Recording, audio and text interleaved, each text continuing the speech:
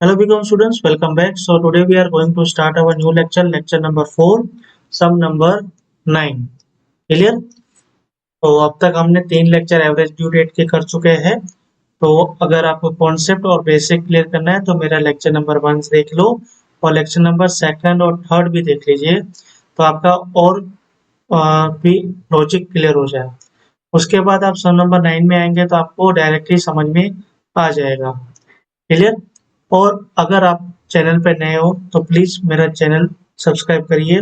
अपने BCom friends Kutch university के जो भी आपके बीकॉम के फ्रेंड्स है, तोलानी कॉलेज, राजा भाई कॉलेज या एनी कॉलेज, तो उसके साथ भी शेयर करिए और उन्हें भी ये सम सीखने का मौका दीजिए। तो चलिए हम स्टार्ट करते हैं अभी हमारा सम नंबर 9।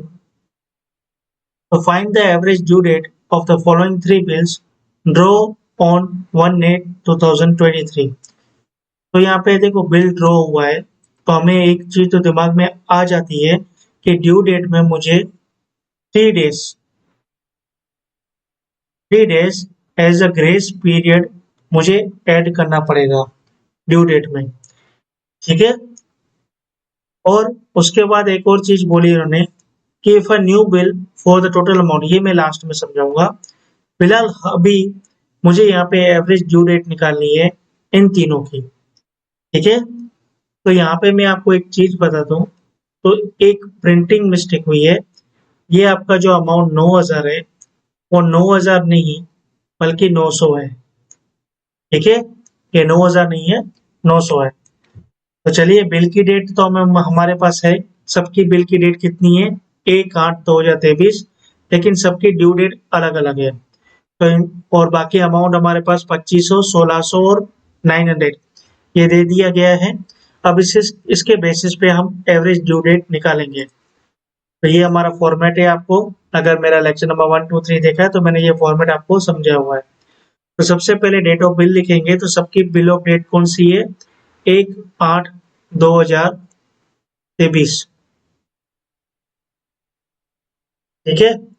और 1/8 का फर्स्ट का टर्म पीरियड 2 मंथ है,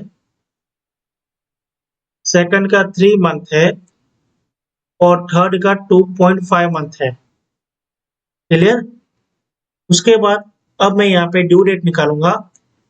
तो फर्स्ट वाले का 2 महीना है, तो 1/8 से 2 महीना अगर मैं करूं तो 1/9 और 1/10 ये मेरा ड्यू डेट आता है। और इसमें मुझे 3 दिन और प्लस करने हैं, मतलब 2, 3, 4।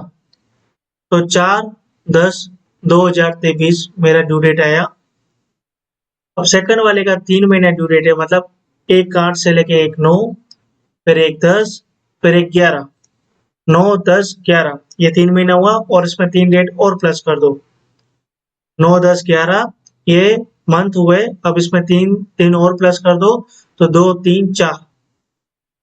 उसके बाद थर्ड वाले में हमको 2.5 महीना प्लस करना है, मतलब एक तो आपका 9th मंथ और एक तो आपका 10th मंथ। ठीक है।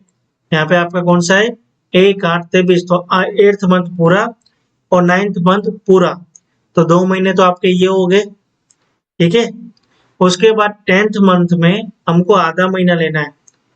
तो 10th मंथ कितने दिन का होता है? 31 दिन का होता है। इसको डिवाइड बाय 2 कर दो तो कितना आएगा आपका? 31 डिवाइड बाय 2 करोगे तो 15.5। तो इसको मैं 16 गिन लूंगा। ठीक है ना। तो ये आपका आ जाएगा 16/10/2023। 1/8 से 1/9 आपका 1 महीना और 1/10 आपका दूसरा महीना। अब उसमें मुझे ऐड करना है आधा महीना। तो आधा महीना मतलब 16 दिन आपके आगे, तो 16/10। यहाँ पे आपको कैलकुलेशन दिखाता हूँ। देखो, for 2.5 months will be due from 2 month on 1/10 और हाफ मंथ अक्टूबर, मतलब 31 डेज होते हैं अक्टूबर में। उसको डिवाइड बाय हाफ कर दो, मतलब 15.5 आया। तो टोटल 16 दिन। तो 1/10 से 16 कितना हो जाता है? 17/10। अच्छा हाँ, 17/10 होता है। तो यहाँ पे हम कितना कर देंगे? 17/10। ये आपका ड्यू डेट आ गया। तो हमारे पास ड्यू डेट आ गई और अभी हम लिख लेते हैं अमाउंट बिल की। तो बिल की अमाउंट कितनी कितनी है? 2500, 1600 और 900। 2500, 1600 और 900, मतलब टोटल कितना आता है 5000। अब मुझे नंबर ऑफ डेज लेने हैं, तो इन तीनों में से पहले मैं किसी एक को बेस ले लूंगा, मतलब जीरो ड्यू डेट ले लूंगा। तो जीरो ड्यू डेट मतलब कि जिससे मुझे कैलकुलेशन करनी है नंबर ऑफ डेज। तो सबसे लीस्ट डेट होगी, मतलब 4/10/2023, इसको मैं ड्यू डेट अज्यूम कर लेता हूँ। तो 4/10/23 से 4/10/23 कितना डेज आएगा, 0 डे हो जाएगा। अब 4/10/23 से 4/11/23 कितना होगा, उसे कैलकुलेट करते हैं। तो अक्टूबर में दिन आते 31, उसमें से माइनस कर दो 4, तो ये आपके अक्टूबर के ड्यू डेट हो गए। और 4 दिन नवंबर के, मतलब 31 डेज आपके नवंबर के आगे। अब थर्ड वाले के हम करते, तो 31 माइनस, तो यहाँ पे तो 31 तो है नहीं, 17 - 4 कर दो आप डायरेक्टली। क्लियर। अच्छा, एक और चीज थे यहाँ पे, हमने यहाँ पे ग्रेस पीरियड नहीं लिया है। आपका जो 17 डेट है उसमें ग्रेस पीरियड ले लो 20, 3 ग्रेस पीरियड लेना है, वो 20 हो जाता है। तो 20 - 4, तो कितना आया आपका, टोटल 16 डेज आया। अब आप नंबर ऑफ डेज मल्टीप्लाई कर देंगे अमाउंट के साथ। 2500 मल्टीप्लाई 0, 2500, और 1600 मल्टीप्लाई 31, तो 49,600, और 900 डिवाइडेड मल्टीप्लाई 16, तो 14,400। तो हमारा टोटल प्रोडक्ट का वैल्यू कितना आता है, 64,000। 49,600 प्लस 14,400, तो 64,000 मेरा टोटल प्रोडक्ट का वैल्यू आया, अमाउंट। अब यहाँ पे मैं निकालूंगा एवरेज टर्म। तो एवरेज टर्म का फॉर्मूला क्या है, average, sorry, total of product, जो टोटल आया प्रोडक्ट का, डिवाइड करेंगे हम टोटल अमाउंट से। तो 60,000 डिवाइडेड बाय 5,000 करेंगे, 64,000 डिवाइडेड बाय 5,000 करेंगे, तो कितना आता है देखते हैं, एवरेज टर्म।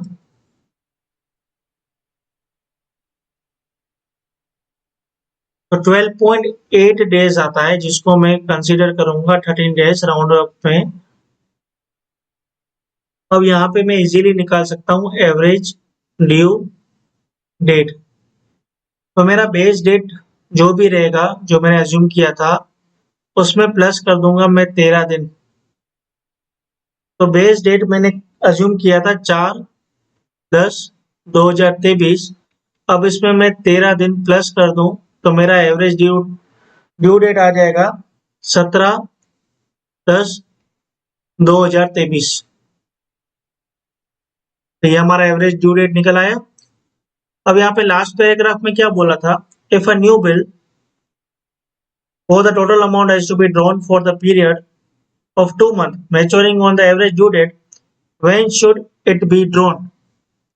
तो इसका कहने का मतलब क्या है, इसका कहने का मतलब ये है कि टोटल मुझे कितना पे करना था, 5,000 पे करना था। तो ये बोलता है ये तीनों बिल को कैंसिल कर दो, और एक ये 5,000 का नया बिल बन जाए, एक ही अमाउंट का, टोटल अमाउंट का, जिसका ड्यू डेट क्या होना चाहिए, जिसका ड्यू डेट होना चाहिए एवरेज ड्यू डेट।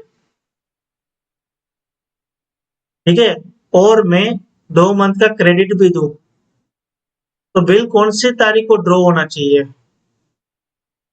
तो देखो एवरेज ड्यू डेट गिनोगे तो 17/10/2023 होता है, और मुझे इसमें से माइनस करना पड़ेगा 2 महीना और प्लस 3 ग्रेस पीरियड के दिन। तो मेरे पास जो बिल का डेट आ जाएगा वो आ जाएगा। तो 17/10 में से अगर 2 महीना माइनस करूं, पहले 3 दिन माइनस कर दो, तो कितना आपका दिन आ जाएगा, 16, 15 और 14। 3 दिन ग्रेस पीरियड के माइनस कर दिया, अब 2 महीना और माइनस कर दो, तो 9 और 8, तो ये आपका हो जाता है 14 अगस्त 2023। 17/10 में से एक महीना माइनस किया तो 17/9, ठीक है। फिर वापस एक महीना माइनस किया तो कितना आया 17/8, 2 महीना माइनस हो गया क्योंकि वो क्रेडिट पीरियड है। अब 3 दिन ग्रेस पीरियड माइनस करेंगे तो कितना आ जाएगा 14/8, इस तरह से। तो मेरा यहाँ पे लेक्चर नंबर 4 कंप्लीट हुआ, सम नंबर 9 कंप्लीट हुआ। आई होप कि आपको समझ में आया होगा। अब मिलते हैं हम नेक्स्ट वीडियो में न्यू सम के साथ, तब तक के लिए बाय।